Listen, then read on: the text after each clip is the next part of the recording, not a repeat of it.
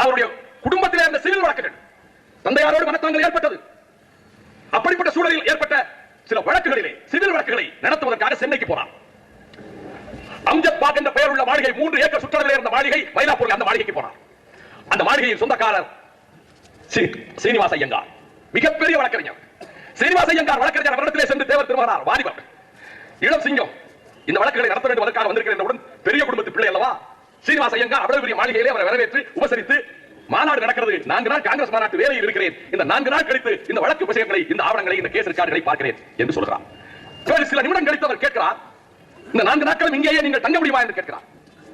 எதற்காக ஐயா கேட்கிறீர்கள் என்று. அந்த காலகட்டத்திலே பெரிய ஹோட்டல்கள் கிடையாது, சென்னையிலே நட்சத்திர ஹோட்டல்கள் கிடையாது, விருந்தினர் விடுதிகள் கிடையாது. தலைவர்களை முக்கியமான வீடுகளிலே தான் தங்க வைப்பார்கள். முக்கியமானவர்கள் வீடுகள் இல்லங்களிலே தான் நாட்டின் புகழ் வாய்ந்த தலைவர்கள், அவர் காந்தியாராகட்டும், நேருவாகட்டும், திலகராகட்டும், அந்த தலைவர்கள் எல்லாம் வீடுகளிலே தங்க வைப்பார்கள். அது வழக்கம்.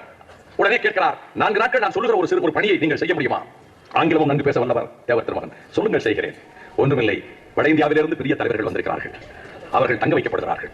அப்படி ஒரு தலைவருடைய வீட்டில் அவரோடு இருந்து அவரை மாநாட்டுக்கு அழைத்து வரவும், திரும்ப அழைத்து செல்லவும், அவருடைய சௌகரியங்கள் சரியாக நடக்கிறதா என்பதை உடனிருந்து கண்காணித்து உதவி செய்வதற்கும் உங்களால் இயலுமா? தாராளமாக செய்கிறேன், மகிழ்ச்சியாக செய்கிறேன் என்று சொல்கிறார். வாழ்விலே அதுதான் திருப்பம். எந்த வீட்டுக்கு போக சொல்லி, இந்த விலாசத்தில் இருக்கிற வீட்டுக்கு சென்று அந்த தலைவரிடத்தில் அவரை அறிமுகப்படுத்தி வைத்து, இவர் உங்களுக்கு உதவியாக இருப்பார் இந்த இளைஞர் என்று சொன்னார். அந்த தலைவர் தான் நேதாஜி. இப்படித்தான் அவருக்கு உறவு உள்ளது. பாருங்கள், சந்தர்ப்பங்கள் ஒரு மனித வாழ்க்கையில் எப்படிப்பட்ட திருப்பங்களை ஏற்படுத்துகின்ற பாருங்கள்.